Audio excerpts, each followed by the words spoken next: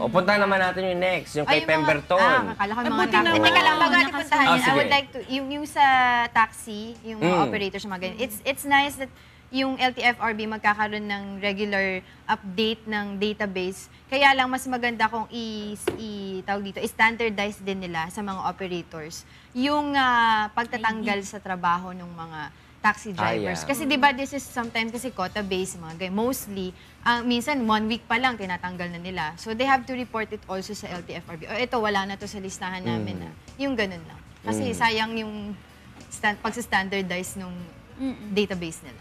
Feeling ko gumante Uber sa kanila eh.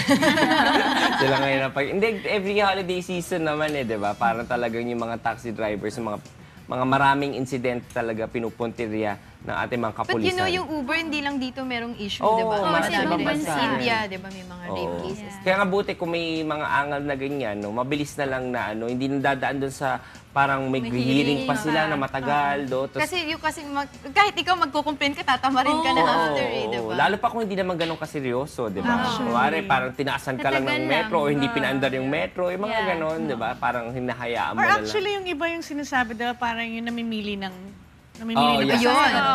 O, so hindi ako sinakay. I-issuehin ko pa, i-report Hassle ko pa. pa sa'yo. Hassle eh. So, sige, hanap na lang ako ng ibang taxi. Sa tawag kay LTFRB, wala naman sasagot. Ayun, ayun.